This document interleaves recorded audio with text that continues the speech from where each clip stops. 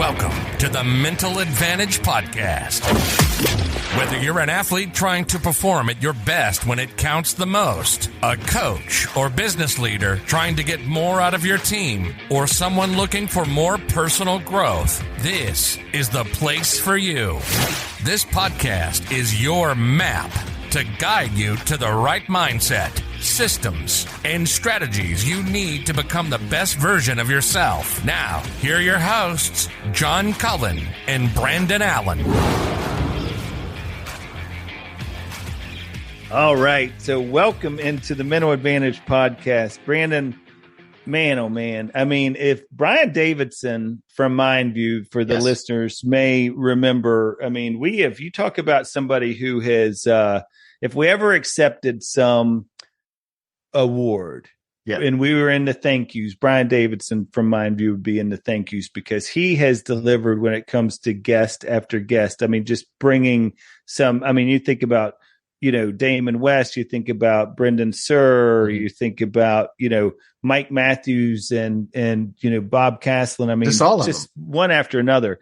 And tonight, did he deliver? Because Lauren Sisler, guys, is on the show, and she has an absolutely amazing story.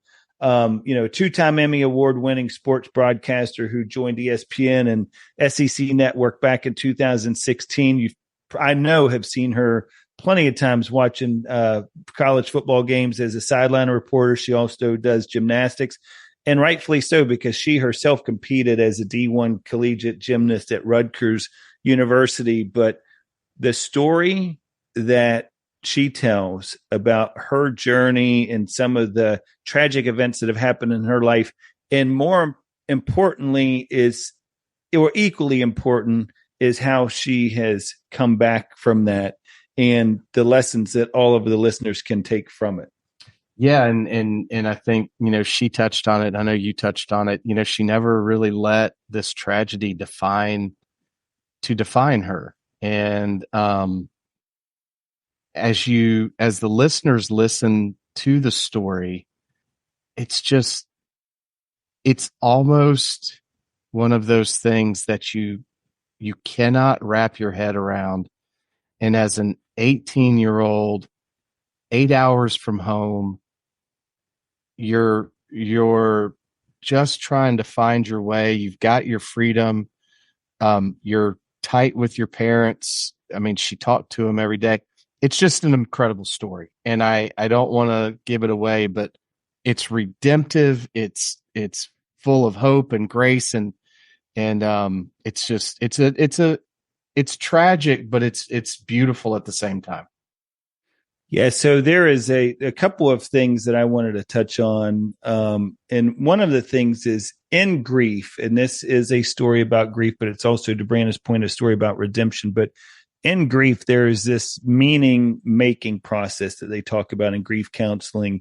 It's where it's critical for one to find meaning and then make sense of some of the traumatic life events in order to be able to move forward. And she does a really great job of describing that kind of meaning making process as she starts to tell the story and how that unfolds. And then the other thing, Brandon, I was thinking about is, I've done a couple of keynote talks for some groups, and one of the things, the title of mine was Changing the Narrative, and what that was based off of is there's a great Alfred Nobel story about Alfred Nobel, of course, from the Nobel Peace Prize, and the whole story is about, he was a Swedish chemist before he was a Peace Prize was named after him. He was a Swedish chemist who had invented dynamite. And the intention of dynamite was for, municipalities and construction companies to be able to use this to blast away things so that they could rebuild and start to build up cities, whatever the case would be, and new buildings, all that stuff. But what happened, as you can imagine, is a lot of countries got a hold of this dynamite and they started to weaponize it and use it in wars and battles and stuff. And so as a result, he got this label of the Merchant of Death. That was how people thought of him. Well, he goes to his brother's funeral in Paris, France. It's an incredible story. He goes to his brother's funeral in Paris, France, and he picks up the newspaper the day of his brother's funeral, and he reads in the newspaper where the merchant of death had died. Well, here it was a whole story about him. The newspaper had mistaken him as being the one who passed away. Wow. And so he realizes in that moment, and this is years later, he tells this story, as he realizes in that moment that is exactly how the world will remember him, as the merchant of death. Mm-hmm. And that's not how he wants the world to remember him. So he had to change the narrative of his story. And as a result, he put all of this foundation money into the Nobel Peace Prize, which is a great example of what we try to tell the listeners to all the time. You talk to the listeners about all the time, is just taking control of the situations in your life. It's how you respond.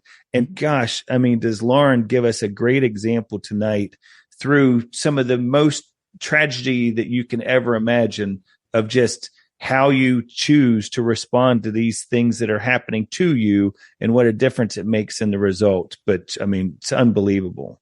And just the resiliency. And, you know, I think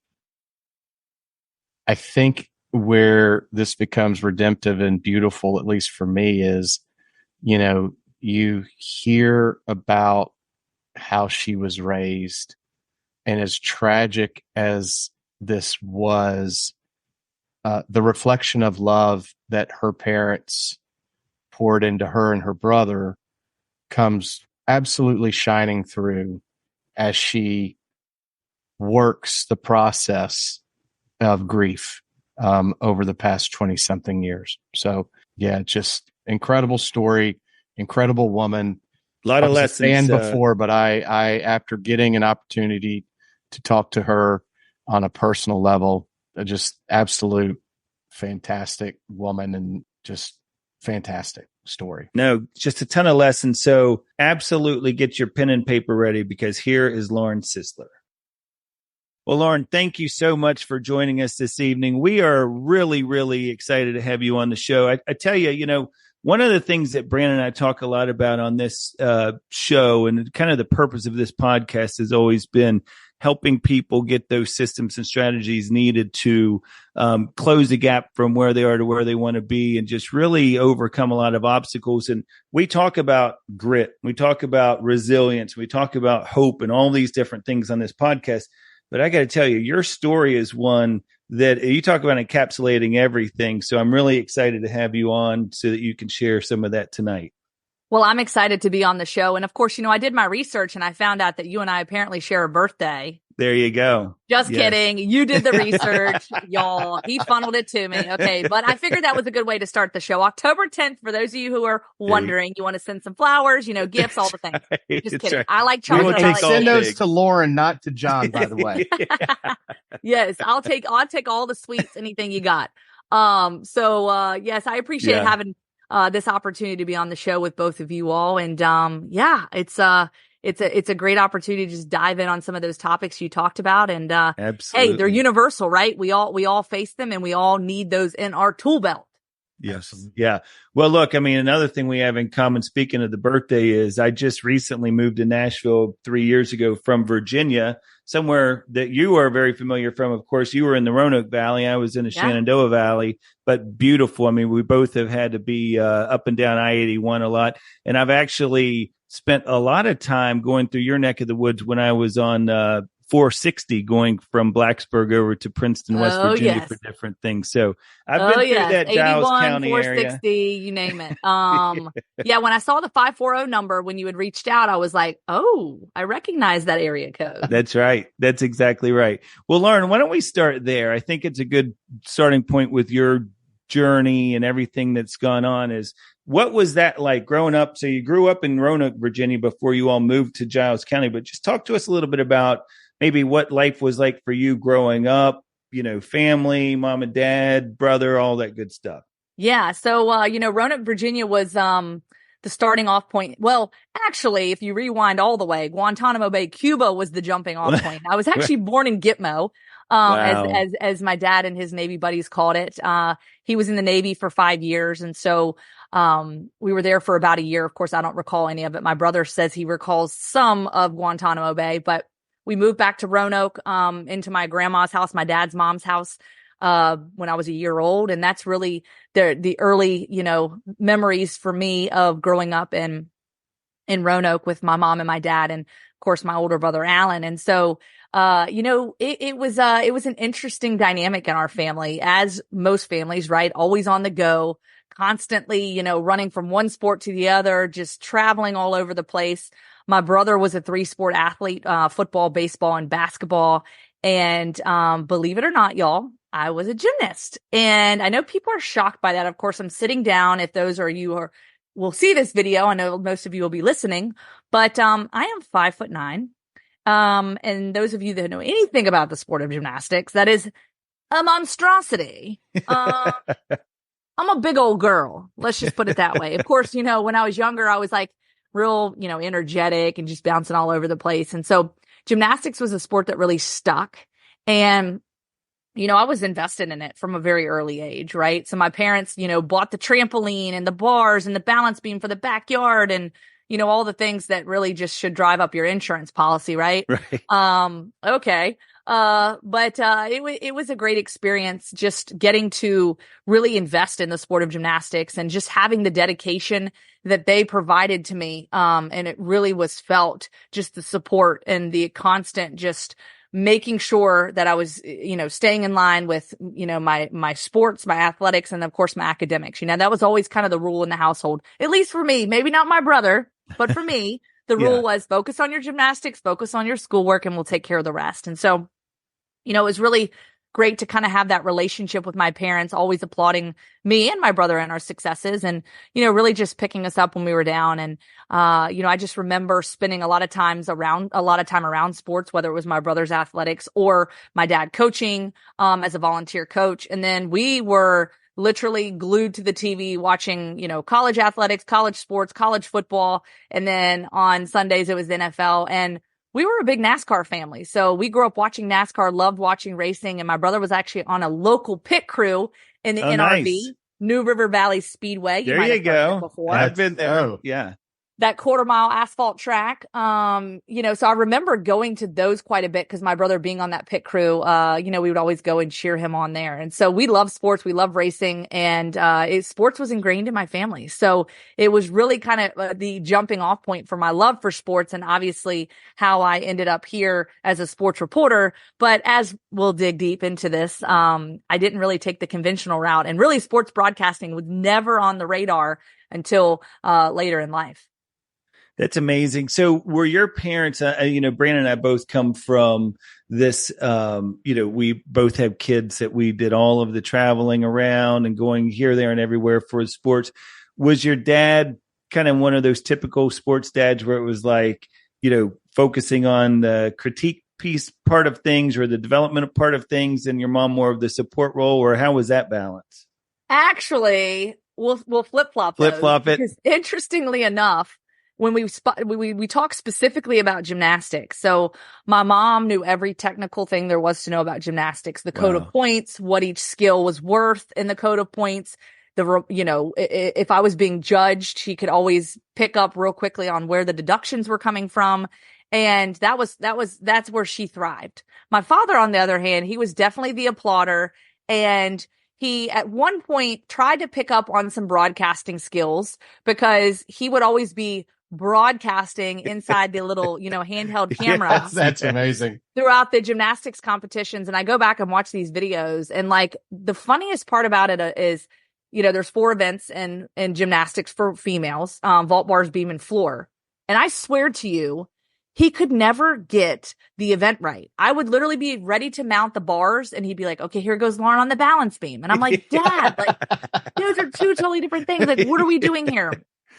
So That's hilarious. He was on the struggle bus when it came to that. But, it's also really cool too, because I go back and I just listen, and, it's one of those things where you can hear the pride just jumping off the soundboard, the right. sound when you're, popping in the, VHS back in that day. Right. Yeah. But I've digitized most of those now. And when I go back and watch them, it's just, you hear that commentary, and then you just hear the absolute pride and roar when I would land my dismount. And, you know, in my dad's eyes, it was a perfect 10 always, right? Yeah, 10, 10, 10, you know, yes. and I could do no wrong in my dad's eyes. Yeah. It's really interesting to hear that, because I think as a parent, you know, and until you are a parent, and congratulations, by the way, because I know you are a relatively new parent. Yes, I am. and beautiful baby, by the way. Thank you. I think when you go through it, to hear what you just described, as a former athlete, college athlete, and watching my kids go through it doesn't matter if they were making mud pies. Just to see them out there competing and just trying their best at something just brings something out of you. And I think that's for you to be able to go back and listen to that has got to be just awesome, right?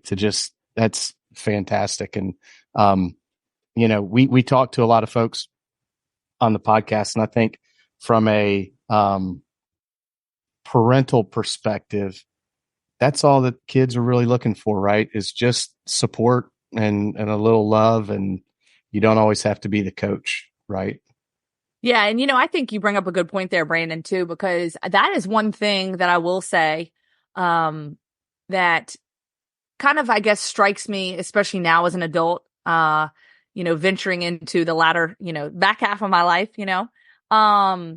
The one thing that my parents always did, and I think this to me was, and again, my parents were far from perfect. There was a lot that they did great. There's a lot of things that I've learned from that I hope to not replicate in my relationship, in my parenting with little man Mason. But one thing that they did was really empowered me and really almost forced me to fight my own battles. And so when I got into my teenage years as an athlete, I turned into a little bit of a brat, if you will. You know, I mean, you know, I experienced those growing pains. I was dealing with a lot of injuries. The frustrations. And I remember specifically one time when my coach just lit into me. I mean, I'm talking just like lit into me. And dear Lisa Mason, she was my gymnastics coach, my club coach growing up, and she just lit into me. I wasn't doing a skill. I wasn't going for it. I was just struggling, and I just talked back. I mean, I just got back and reared my head and just talked back to her. And that was uncharacteristic of me. And I did it. And I remember it obviously caused a massive just, you know, tension between the two of us. And I went home, and obviously my parents knew that I was frustrated. I was upset. You know, Lisa had talked to my parents about it, whatever. And instead of my parents going to Lisa or, you know, the coach and saying, don't talk to my kid that way, you know, don't lay into her. You need to, you know, trying to coach her on how to coach me. They said to me, Lauren, you're being disrespectful. You need to call up your coach tonight and you need to rectify this. And I remember having to pick up the phone. I can even see like the phone as I'm picking it up in my hand, going to make that phone call, and how I just was kind of coward about it, of like, man, you know, I was a brat. And looking back on it, I feel like that experience of really forcing me to, you know, right the wrongs and, you know, have that adult, grown up, mature conversation with the coach that was not easy, because I've seen a lot of parents that kind of stand in the middle. And I think there's a time and a place for it. But in this case, my coach was not in the wrong. I was. Right. And she was great at pushing me. She pushed me the same every single day in the gym. Nothing had changed. I was the one that had changed. I was the one talking back and being disrespectful. And so to me, the way that my parents handled that situation really stuck with me. And it's something that I definitely want to kind of hold on to and use as I move forward, you know, with my parenting with Mason, you know, in the future. I love that. It's a powerful message. And I think it's one that hopefully a lot of the listeners, especially the parents, and trust me, they're used to Brandon and I preaching about different things that that are beneficial for them as parents now. But I think that's a really powerful message. And it leads me to the next question I had for you, which is, you know, Brandon and I talk all the time about how in the early stages of life, it's those parents that are the mental, you know, performance coach, if you will, the people who are teaching the children, or the first coach that they have to really start forming some of these lessons that are going to be important as they go through life. Do you remember like what were some of the points of emphasis or principles that your parents tried to instill in you and your brother kind of growing up? I think commitment was a big part of it, right? You make a commitment, you're going to follow through with it, right? And I think that was probably the biggest thing for me in gymnastics, especially because gymnastics was such a commitment. It was really a full-time job in many ways for a young, teenager. And I had to commute over an hour each way to practice. And I think that was the biggest thing that really challenged me, because I would get out of school, I would go to practice. At some points I would carpool. Other times I would drive once I got my license. So my parents were rejoicing the day that I turned 16. And, the problem was I couldn't do homework in the car. I used to get motion sickness. So I would literally that 1 hour car ride was so unproductive. It was me eating my lunch or whatever, my late lunch, early dinner in the car before I got to practice, and so there was a high level of discipline there. And again, it was that commitment, right? You're committing to this. And so my parents really pushed me in that arena. And, gymnastics, especially in this case, like, they're not necessarily taking role. You can show up or you cannot show up. Right. You can go to practice or you cannot go to practice. You're paying your tuition. You're not going to get kicked off the team as long as you're performing. But that commitment was always there. And I remember as I got a little bit older, it was hard because I wanted to be social. I wanted to go to football games. I wanted to hang out with my friends. And that became, a little bit of a juggling act. And there were times that my parents said, I don't want you to miss your homecoming. You can skip practice tomorrow morning. Cause it was 7 a.m. practices on a Saturday morning in which, I had to get up at 5 a.m. to get ready to get there in enough time with the commute. So as you can imagine, a 15, 16-year-old having to get up at 5 a.m. on Saturday mornings, not ideal. Yeah. But, I think that level of discipline, that commitment was there. And I think that really just was enforced upon me early on that I'm not going to give up on those things. And I really think it probably drove my competitive spirit. And I know I paint this picture of my parents just being so like loving and like all the things and applauding, but there was a level of discipline. And I also will say this too. There was also me internally processing how I felt this drive to impress my parents, to show them what I was capable of, and ultimately to never disappoint them. And so while I never felt like I experienced this thing of like, well, if you don't do this, we're not going to love you the same. I never experienced that from them, but internally I processed things when I would not perform as well in the gym, or when I would get injured and break a bone and now my season's done. I would feel this utter disappointment, and it wasn't always disappointment for myself. It was more for my coaches and my teammates. And the most of all, it was for my parents. And so, I inherited a lot of that competitive spirit, but also that fear of disappointment when it came to making sure that I performed at a high level in all areas of my life. And that includes athletics as well as academics. So you're committed, you're in this thing, and you head to Rutgers on a gymnastics scholarship. And my question after hearing what you just described, Lauren, is, do you think you get there without that drive of, because when we try to figure it out, and we have talked about this, John and I have talked about this a good bit, we see the athletes of today changing a little bit. They're a lot more in their feelings, and it's being promoted, and we love that is being promoted. But there still has to be that dog in you. Like, there's got to be something that kind of, whether it's, I don't want to lose, I don't want to disappoint, whatever it is. Do you think you get there without kind of having that internal from wherever is coming from, the disappointment or not wanting to disappoint? Do you make it to Rutgers without that? That's a really good question. And I think the answer is no.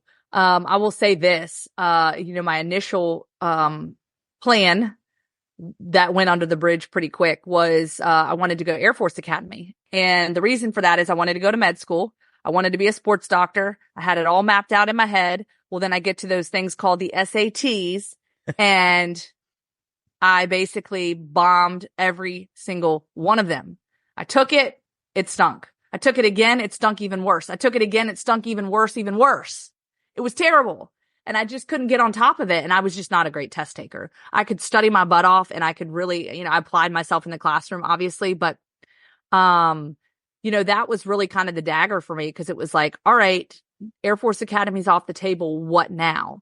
And obviously I'd been looking at other schools and Rutgers was still on the table and still had a scholarship available. And so that really kind of became that sort of pivot for me of like, okay, this isn't going to work out. So now I got to go in a different direction.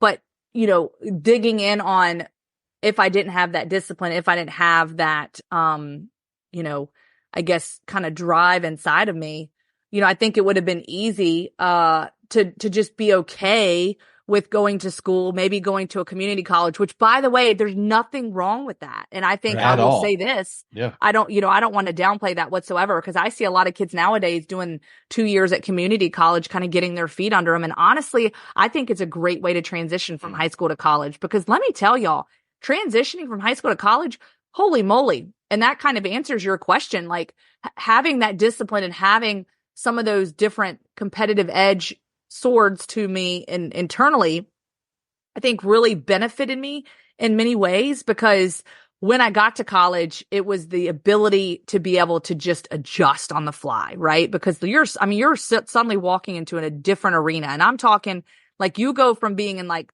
the Pee Wee League up to collegiate, like in a heartbeat. Oh yeah. And I think that it's just because you're having to manage your time differently. You're under a lot of duress with different, your curriculum. I mean, school was hard and Rutgers was hard. The academic curriculum there is very difficult, especially in the biologies and the chemistries and the medicine, the field that I was pursuing. And so, I think that having some of that internal drive, to impress, to not disappoint, to continue to compete at a high level, I think really drove me to be able to sort of take the opportunity I had at Rutgers. And let me tell you, my gymnastics career, for a focus specifically on that, was so full of just ups and downs and just scratching and clawing and trying to work my way into the lineup. And it definitely didn't play out like I had expected. It took me a very long time to get there. But I am very grateful for some of the adversity that I faced throughout my earlier career. Because I will say, I think you kind of brought it up, this whole mindset of like this era that we live in where like everyone gets a participation trophy, right? Mm-hmm. Well, I will say this, I think that it is so great to encourage kids to get out there and perform and to compete and to applaud them, even if they don't win, even if they don't succeed. I think that is so important. But I think the one thing too with the sport of gymnastics and any sport, there are some kids that are just so blessed. Let's be real, y'all. Kids that literally never face one injury in their entire career. And I'm like, How in the world did you do that? Right. That is like an anomaly. That is a feat.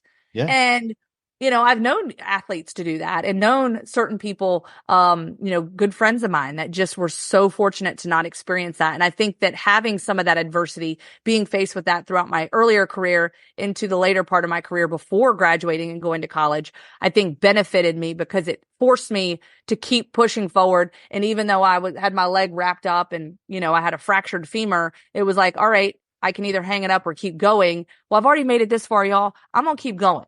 And that was really, kind of the mindset. I love that. And look, this I think is starting to head into this direction because you start talking about some of the challenges and some of the adversity that comes with college.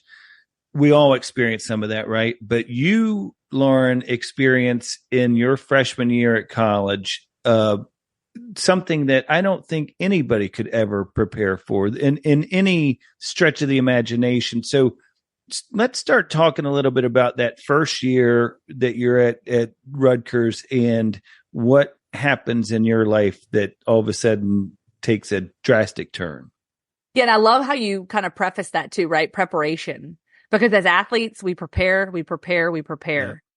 And nothing prepared me for what was to come. You know, I'm at Rutgers. I'm living what is now my new dream, right? You know, I'm going to classes. I'm doing the pre-med thing. I'm on scholarship. You know, I was working to get in the lineup. I wasn't there yet, but I was working my way up. You know, I'm doing the freshman rookie thing and having the time of my life, honestly.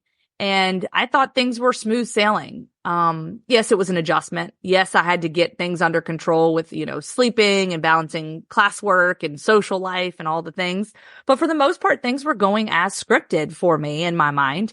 And second semester, I was studying for exams. We were coming up on midterms. And I remember being in my dorm room, and I had a roommate, Kara, who was on the field hockey team there. And, you know, we shared such great experiences with one another. And she was just such an amazing roommate and still is such a great friend of mine. And having her, you know, there to kind of kick off the college years was so amazing. And I remember just sharing a couple laughs with her. We were talking and I picked up the phone. I called my parents because we talked every day. So, you know, most kids go off to college and you hear, oh, well, I hear from my kids. I always hear parents complain like, oh, maybe I'll hear from my child. It has been a couple weeks or whatever it is. For me, it was a constant, right? You know, my parents didn't have cell phones out in the woods. I did, but we also had a landline there in our dorm room, and so did my parents. So I remember like having the calling card, dialing the number, calling long distance to my parents, having the conversations with them. And in this particular conversation, my mom got all technical. We talked gymnastics. I was working on a new skill combination. She wanted to know all about it. And I remember that specific to the conversation. And then she handed the phone off to my dad, who was dozing off on the couch per usual. And she woke him up and, you know, he answered the phone a little groggy, and he had just celebrated his 52nd birthday. And I remember this conversation vividly because, you know, I had sent him a card in the mail, and I remember thinking, you know, how disappointed I was that I wasn't there to celebrate his birthday with him because I was so used to being at home with my dad and being able to celebrate. And, you know, I remember talking to him about, you know, just school and life and his birthday. And I remember him telling me he was so proud of me just to keep working hard. And we said our I love yous. We said goodbye. My parents both hung up the phone at the same time. My mom was in one room. My dad was in the other. And that was it. And I set my alarm clock, drifted off to sleep. And next thing you know, I wake up to the phone ringing. And I sit up. I'm looking around and I see that it's dark out. It's the middle of the night. It's just after 3 a.m. I grab the receiver on my desk and I answer with hesitation. I say, hello. And my dad on the other end sounded a little distressed. And he said, Lauren, I need to talk to your brother. And I said, well, Dad, what's wrong? And he said, I just need to talk to your brother. So I'm fumbling around trying to find my brother's contact information and reciting it to him. And at the time, my brother was stationed in Norfolk, Virginia in the Navy. And I guess he had been on watch that night. And so I knew something was off, but I wasn't sure what it was. And I didn't press any harder. My dad said, I'll call you back. And within 30 seconds, he called me back and he said, Lauren, your mom died. And I was like, what? And I'm hearing these words. I'm still kind of asleep. I'm so uncertain of like, what's happening. I was just sitting in my dorm room bed. What am I experiencing right now? It was like this out of body experience. And I said, you know, what happened, Dad? What happened? And he said, I can't explain it now. I just need you to get on the next airplane you can, and I'll be at the airport to pick you up. So as you can imagine, 18-year-old me scrambling around, frantic, trying to figure this out. And I also had to call my brother and make that phone call, which was awful. And I remember just calling him, and he answered the phone, and I just blurted it out. Mom died. And it just came out of my mouth. I wasn't processing what I was saying. I was just doing what I always do, is just go into action mode. Okay, get the things packed, figure out how I'm going to get a ride to the airport, get an airline ticket. Now, mind you, this is a long process. This is several hours that goes by before I'm even able to get to the airport to get on that plane and get home. Plane touches down in Roanoke. Of course, I'm expecting my dad to be there to pick me up. And when I walk outside of that terminal, I find that, you know, I'm looking around, my uncle and my cousin pull up to the curb and get out and grab my bags. And at this point, I'm still thinking, okay, my dad's probably at the hospital taking care of things. Everything's going to be fine. And we get in the car and start driving, and it's silence. Nobody's saying a word. It's just tears. And then finally, I said to my uncle, I said, Uncle Mike, I said, I want to see my dad. Where's my dad? And he just pulled the car over and turned and looked at my cousin and then turned and looked at me and said, I'm sorry, but your dad's passed away too. And as you can imagine, a complete shock to the system. Not being able to comprehend the words I was hearing, processing that this is now my new reality. Like, my parents aren't coming back. Like, this is it. Yeah. Like, there is no hitting the rewind button. And I think that was probably the hardest thing, because you always think and hope that you get that opportunity to say goodbye. You get that opportunity to spend one more day with them, one more month, one more year, whatever it may be. And, it just happened so abruptly. And honestly, it was so surreal hearing those words, because I just could not comprehend how two people, my two best friends, my mom 45, my dad 52, could be gone. Right. Like, how? Right. Like, how did this happen? I couldn't process it.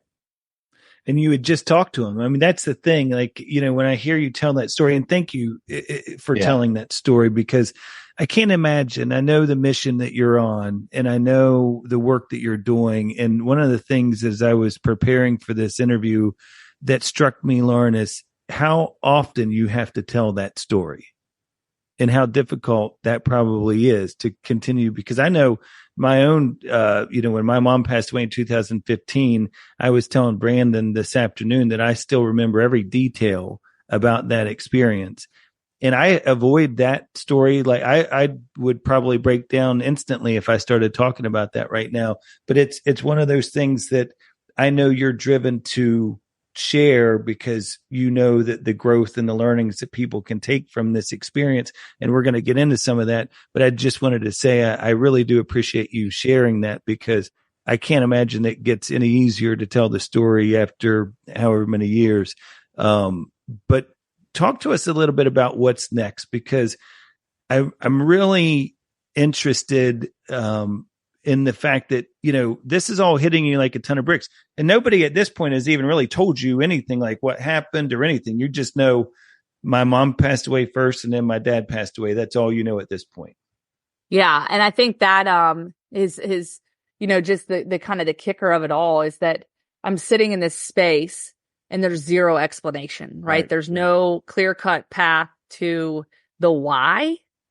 And, talking about having to share this over and over, thank you there for your sentiments. It is kind of wild, because every time I share, it's that illustration, those pieces of that story. I can see where I'm at. I'm walking through it. And I mean, I'll be honest, I thank the good Lord above every single time, like, as I'm sharing that story.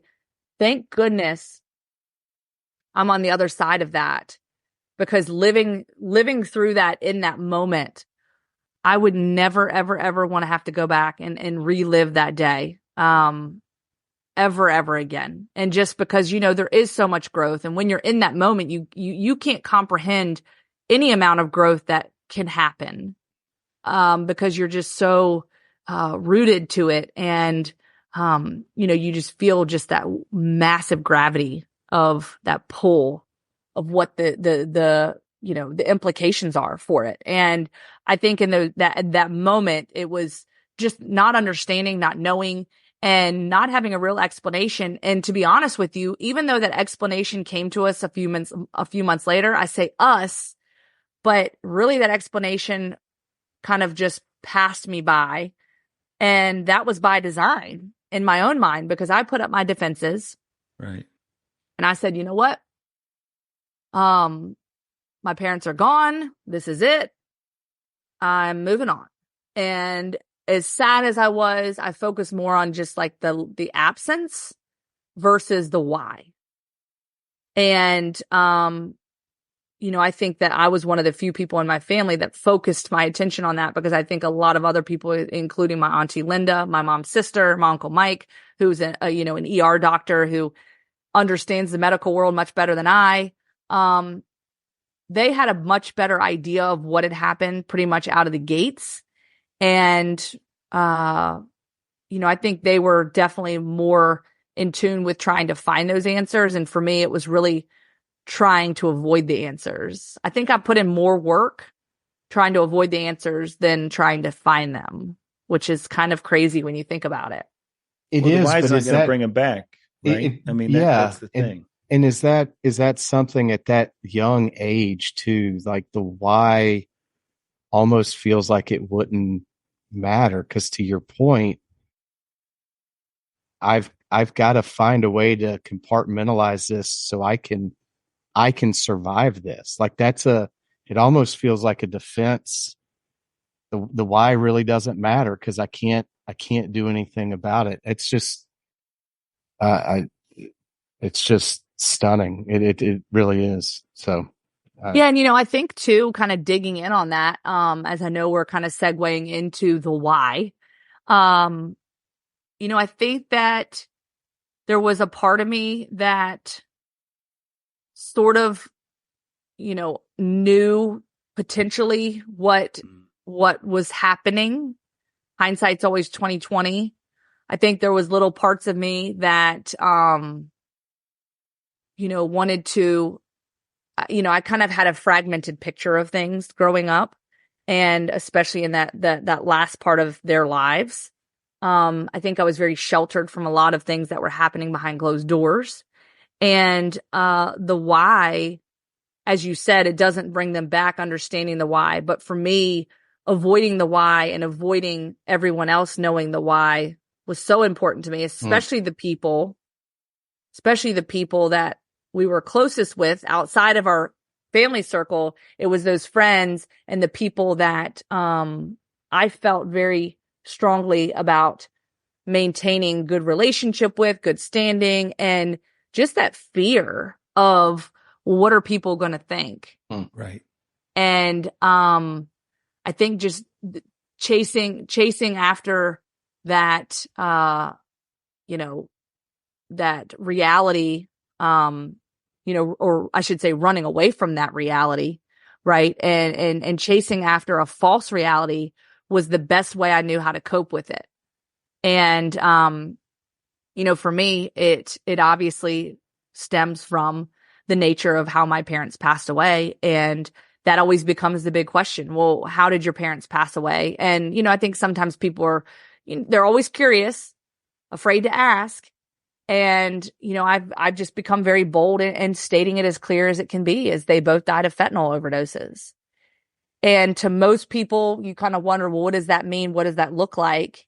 And I will say that, I used to sugarcoat things. I used to say, well, mom was dealing with a lot of pain, and I think she started taking too much medication, and, she was just in so much pain, and eventually her medication just, it took over her health, and, she died of respiratory failure. Well, respiratory failure sounds a lot better than overdose, right? Right. Oh, yeah. When people hear respiratory failure. So someone had said that along the way. I heard that term, and I don't even know if I can pinpoint who exactly it was. I just know that I heard that term from somewhere, and that was my reasoning for how mom died. She did die of respiratory failure, but again, it was much differently than you would, process that term. Mm-hmm. And, she literally took a fentanyl pain patch that was prescribed to her, put it in the freezer, cut it open, and sucked on the patch and overdosed. And then nearly 5 hours later, my dad did the same thing. And I think that's what's hard to believe, is that I knew my parents were taking medication. My dad was prescribed Oxycontin. She was on the fentanyl patches, and they were both on those fentanyl suckers for like the breakthrough pain. Mm-hmm. So I knew that they were prescribed a lot of narcotics, but here's the thing, right? Like when someone opens a bottle of prescription and takes a pill, that's one thing. But suddenly when you alter the form, now you're injecting it, you're snorting it. You're literally taking that same pill, whether it's Oxycontin or whatever it is, but now you're altering the way it's taken, right? So you're now not taking it as prescribed. That was the part I could not comprehend, is how my parents could any way, shape, or form veer out of the lane of honesty and integrity when it came to taking their medications and make a choice to take it a different way. And that to me was just blasphemous. There's no way my parents would never do something so reckless. Right. And here we are. Well, Lauren, it's one of the things I say, and I have a history of addiction in my family as well, alcohol, substance abuse, that type of thing. And I always tell people, when you're dealing with addicts, it's an irrational way of thinking. And it's very difficult and probably almost senseless at times to try to rationalize irrational thinking, like to take something that, because we try to put these things and put reason behind it and theory and all that. But it's oftentimes, it's hard to try and justify or to try to say this is what they must have been doing or this was thinking, whatever. It's the people, when they're dealing with some of those chemical imbalances and that addiction, it's not as easy as just being like, oh, I shouldn't do this. This is not the way the doctor prescribed it, because especially when dealing with the pain and some of because once that gets a hold of you, the drug piece of it, it's, really, really tough to just be able to use common sense when it comes to some of that. I also think, and I want the listeners to hear that, because I was reading an article that you wrote in Guideposts, which, by the way, I forgot that I used to love reading Guideposts. I was like, man, that's still around. And you read this article, and I would encourage anybody to go look for this article. But you said in there, how could they be drug addicts if they lived in a nice house and dad had a job? And I thought that was such a powerful thing, because that's the way we think of these things, is like, that couldn't be my family, right? Because we had this good family. I talked to them every day on the phone. Dad had a job. Like, mom was, I was at school. My brother's in the Navy. Like, everything's great, right? Like, how could this happen? Yeah. Yeah, because we do paint this picture, and we have these societal norms, and we see, we see these labels.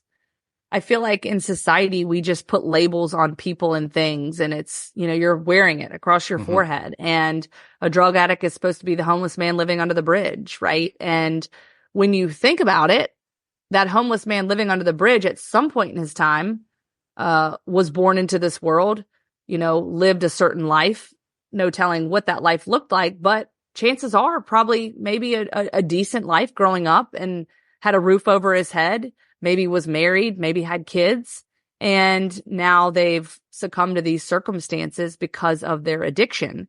And, I think for a while, even I did put my parents on a pedestal, even as I was recognizing that they died of prescription drug addiction. And ultimately, in that acceptance piece or, acknowledgement piece, I was acknowledging that this happened outwardly, right? When I finally was able to do that many years down the road.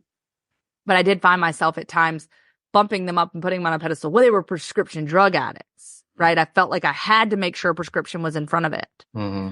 And then I also even remember when I would do, advocacy work, and if it would be talked about like addiction and recovery, I would ensure that the messaging was clear that I wasn't the one that was the addict, that it was them.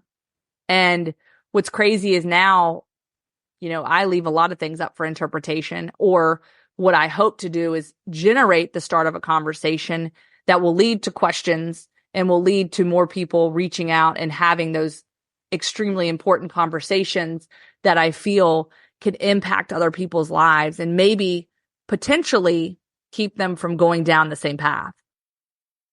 So Lauren, I've got a question that I hear what you're saying, and I wonder, because I have a lot of faith, and I do think things happen at times to guide and send us to places that we may not otherwise end up. And you had mentioned that the broadcasting and all of that was never really on the map and on the radar.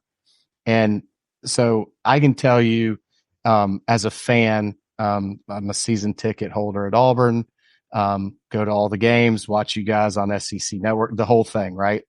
And you and the whole crew, but you do a tremendous job of painting pictures and telling stories. And it's it's beautiful. I mean, the way that you do it is wonderful. Thank you. Do you look back and go, wow, I kind of told this story so many times and now I'm able to do it? I don't know if I'm articulating this properly, but you got good at telling stories. You got really good at telling stories, and here you are being able to do this at a very, very high level, and you're tremendous at it. Do you ever look back and go, okay, well, this kind of shaped this, that, or the other, or is it just kind of where you're at now? I mean, I think that's a good question. And it's, when you say got good at telling stories, I think about that. And, even a chapter that's in my upcoming book, Shatterproof, I got real good at telling stories, but it's funny because in that initial phase of the storytelling, they weren't always truthful, right? Right. So when you think about that in the context of the experience and the storytelling, but as I transcended into the sports world, I think it did start out as kind of like, oh, cool, I'm on TV, I'm interviewing all these amazing people. But it was when you saw that impact and then ultimately the integrity that comes with being a journalist, right? So when I step foot into a room with a coach or a player, like the number one thing that I think has to happen first is you kind of have to disarm the coach or the player, the athlete, whomever you're talking to. You have to disarm them because,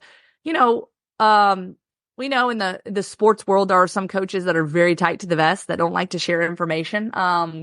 Not naming any names. One may have retired recently, but yeah. Yeah. Actually, I will say Nick Saban was always pretty open, behind closed doors and really didn't go off the record much. Anything he was saying, he's like, hey, if y'all want to spit it out, fine by me, because I'm going to make a point. He was very crafty in the way he calculated, did things. Intentional. Yeah.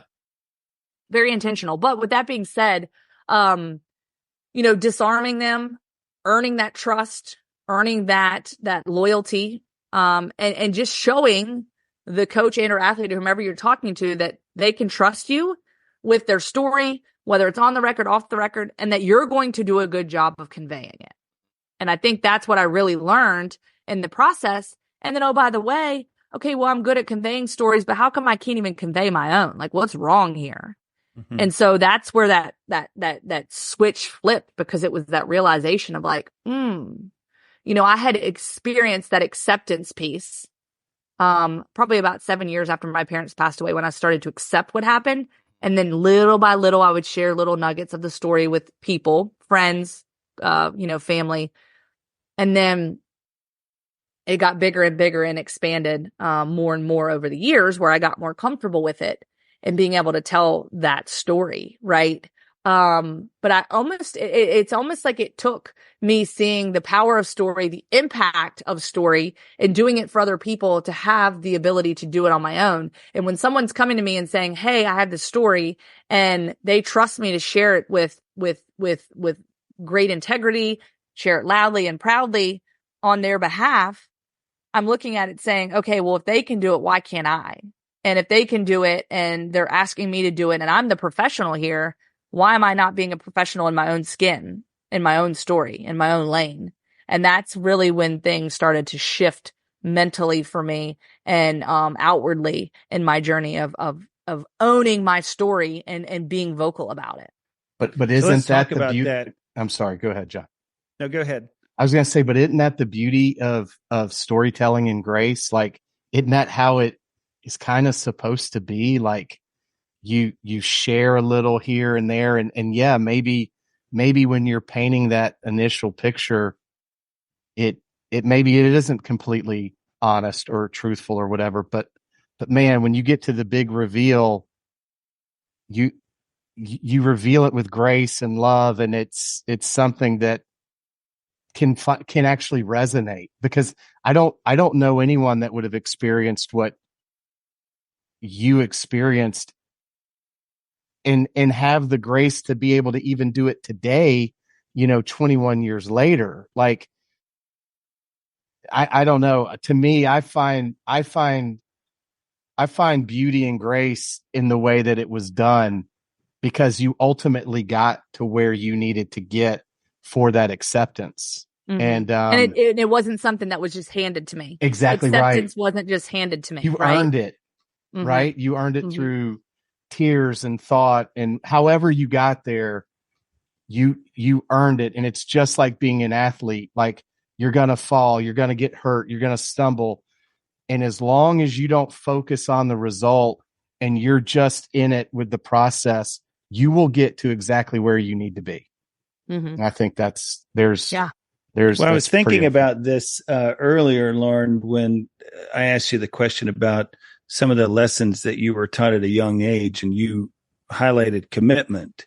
And I think about that lesson of commitment and how much that's actually needed for you to go through some of the process that you went through, because the whole thing about commitment is keep moving forward.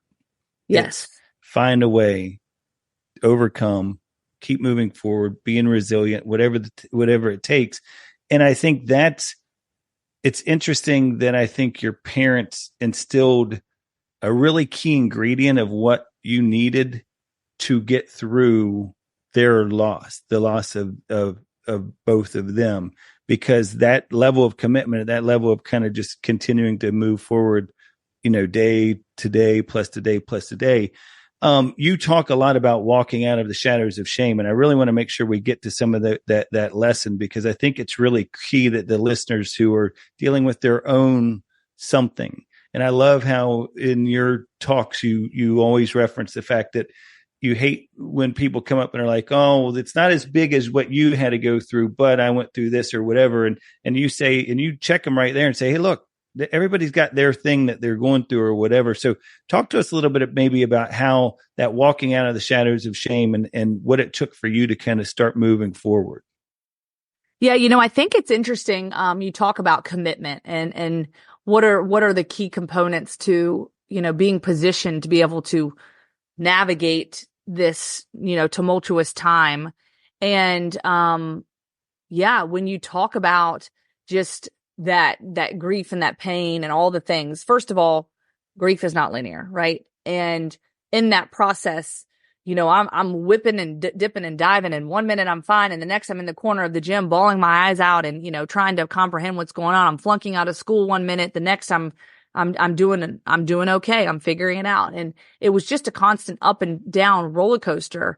But like you said, that commitment piece was so big for me, because it was that commitment to know that I got to take the first step. And I think that was something that was lost on me early in the process, because it was like, oh, woe is me. Like, my parents died. People are going to leave me alone.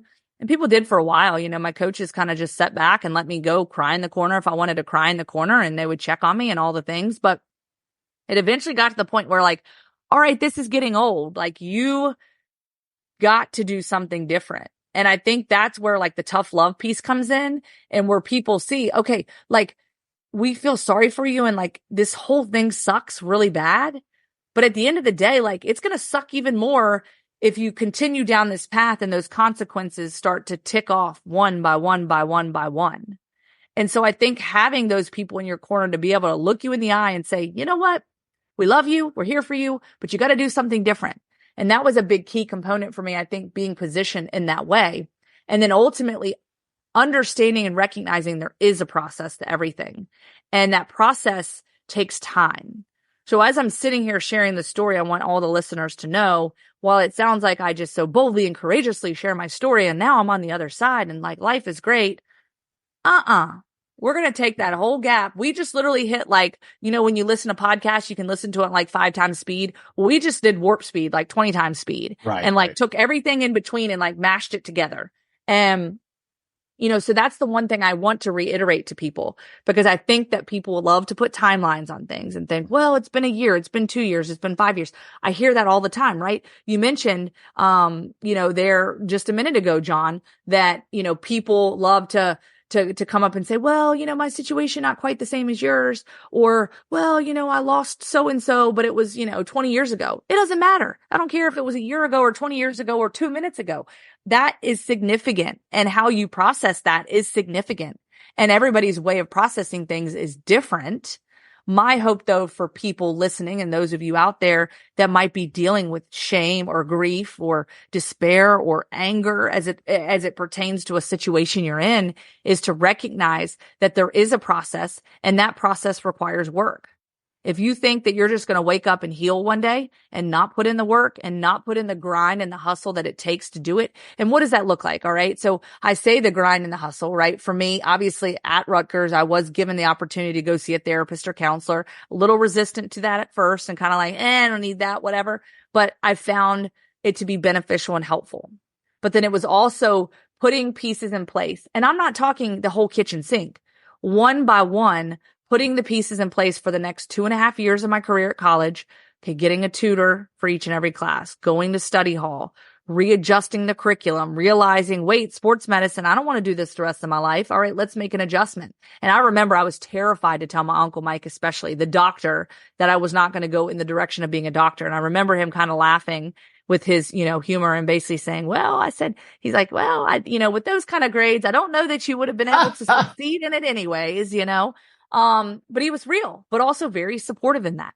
But it was also just, you picture this dial, right? This volume button, and you turn that dial ever so slightly. And I think that we all are in this world of instant gratification. Crank it wide open, give me the instant gratification and be done with it. Wipe my hands of it. That's not how this process works. And I think that, on the flip side of that, if you don't get the instant gratification, then you just assume I'm just going to unpack my bags here and I'm going to stay in this because there's no way out. But that is also the farthest thing from the truth. And so I think it really requires commitment, dedication, patience, and understanding to know that you will get to the other side of this thing.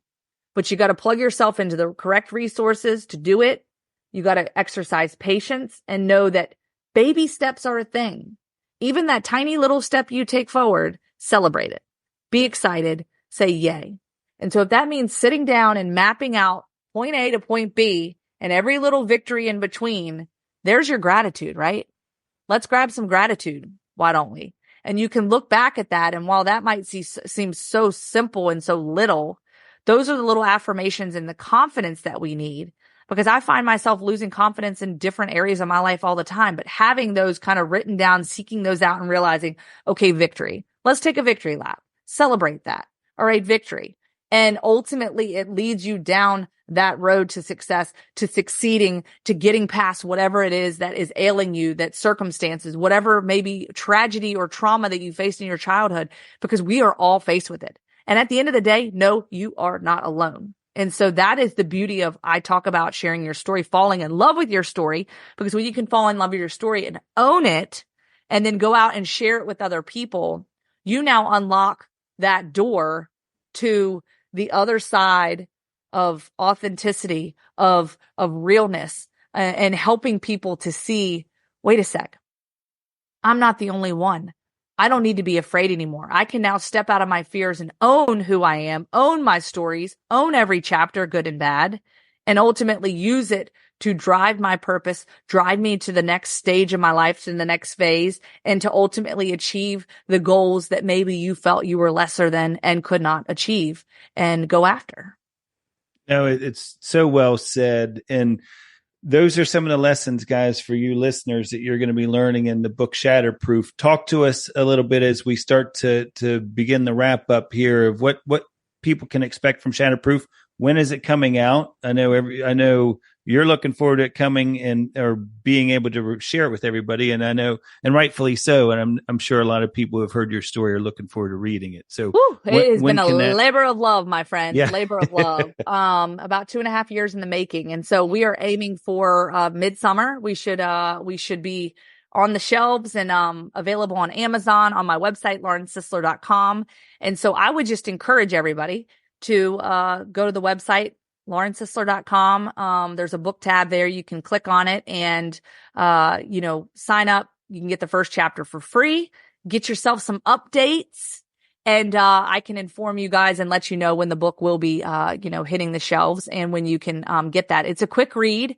And I say quick read because I actually narrated the book. And I think it took me it took me a lot longer than, obviously the edited version. I want to say it's about 5.5 hours long when that was quite a process doing the narration and doing it myself, right? In first person. The book is written in first person. So as you can imagine, it's pretty gut wrenching. Some of those scenes and things that I had to read aloud, with my parents and specific to the scenes that unfolded that night at my home.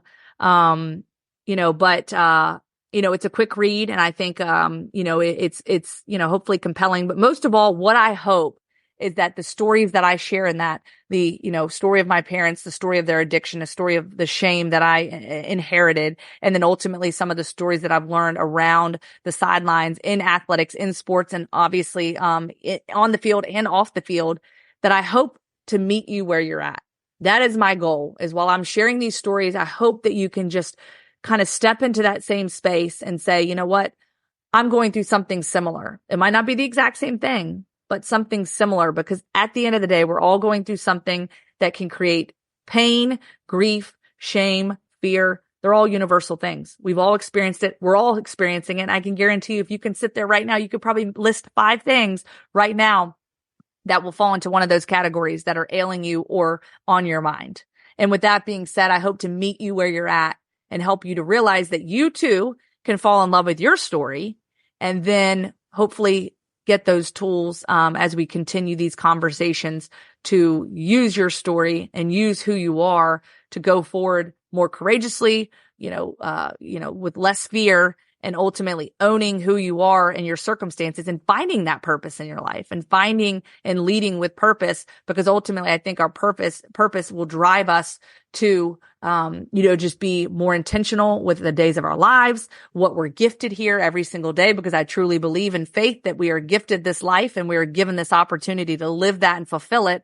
Where you find fulfillment is in your purpose. And if you can really live out your purpose, you can do so many things and you can find that joy again, right? So I want to bring people that joy again back into their lives, whatever it is that they're going through. Amen. And look, I mean, as our good friend Scott Foxhall, who, was a pitching coach at Mississippi State and is now the director of baseball operations at Auburn, and a teammate of Brandon and I, always says the future is perfect, right? You are the one that's in charge of the narrating your story, and everybody, to your point, has something that they've gone through. There's bigger chapters, but they've all had a series of chapters in their life up until this point. But when you're still holding that pen and there's blank pages in front of you, you get to be the one who determines what the rest of that story is going to be like. And, I always say that, you determine what that something is going to, whether it's going to have a starring role in your story or if it's going to be a supporting role, because it's, at the end of the book, it can be a situation where you're saying, you might be telling people about your journey, and you might say, I was only able to accomplish these things because of whatever that something was. Or you can, at the end of your journey, say, look at all I was able to accomplish in spite of those things. And that's the difference between letting something of yours be either the starring role or the supporting role. And I think it's so valuable, the lessons that you're sharing through your speaking, the lessons you're sharing through your book. Before we wrap up, though, I do want to ask, how's your brother doing? I feel like every podcast that I heard of yours or stories I've read, we don't hear the finishing, the last updates on your brother. Yeah. Well, my brother Alan is here in Alabama. Back in 2016, I actually convinced him to sell my parents' house because he actually bought it out of foreclosure and was living there for a little while. And I convinced him, move to Alabama, just cut the cord, start fresh. Let's do this thing together. And he moved here, and it's been a fun journey. We are close. We don't see each other as much as I'd like, considering we live basically across the street from one another, across from the good old 280 from one another. There you go. But I'm so thankful for him and just the journey. And, he took a different route, right? He was in the military. He ended up doing 3 deployments total, 2 after my parents passed away. And I think that was, a lot for him, part of his process of maybe healing or coping with what was going on. And I just, I praise him for getting through what he had to. And of course, being in the military and going through all those things, a totally different scenario and scene from what I was going through. I was going through the trenches at Rutgers while he was doing it overseas, on a ship. And, fighting for our country. And so, it amazes me, but we have a great relationship and we still share our love for NASCAR. And he's been, pinging me about, let's go to the NASCAR race. And, of course, with the son now, it's not the most ideal set of circumstances, but we will get our little man Mason out there to the racetrack before we know it. So, hey, Alabama's got Talladega, the super That's speedway. Right. You talking about Talladega? Talladega. Yes. So, it's great to have him here and, just to have that relationship. And, it has not been a linear path for him either. And he will tell you it's had a lot of ups and downs but we've done it together. And it's nice that, we can come out on the other side and share stories and memories and the beautiful pieces of my parents' life and reminisce on those things. But also sharing the lessons, right? The lessons that maybe, were good, maybe weren't so good, and the things that ultimately have shaped us into who we are today. Well, and that's it. I mean, you hit it right there at the end, is that you're both reflections of two wonderful people that you were blessed to have in your life for as long as you were able to have them in your life. And that attention to detail, that commitment, everything that they instilled in you guys, you both, it sounded like, kept moving forward. Even though it's been tough, you keep showing up every single day, and that's the key. And so we really appreciate you sharing your story with our listeners and just sharing your time with us. It's not lost on us, and we'll continue to pray for you and pull for you and everything you do. Awesome. John and Brandon, thank you guys so much for everything. And thank you all for listening. And I would love to connect with anybody out there. Of course, you can shoot me an email, lauren@laurensisler.com. Check out the website. And of course, I'm on social media. So you might see me dancing around on the sideline. I was just getting ready to say the shimmy. So listen, I got to tell you that shimmy now, I love the shimmy to begin with, but now it kind of means a little more to know that you're out there smiling and still dancing that's such a beautiful thing. So when I'm at the Auburn game, cause I'm 24 rows off the field, I will definitely be, if you go shimmying across the visitor sideline, okay, I will be yelling at you. Let's go. Let's go. I love it. Well, hopefully I'll get an Auburn game this season and I'll see you there, but let's definitely stay in touch, guys. Thank y'all so much. Thank you all for listening and all the support. Enjoy dinner. Take care. We appreciate you. Bye-bye. Want to provide feedback or stay up to date with the show? Visit our Instagram page at Mental Advantage Podcast, or you can send us an email at podcast@mentaladvantage.net. To have John Cullen work with you or your team, please write to him at john.cullen@mentaladvantage.net. Thanks for listening to today's episode.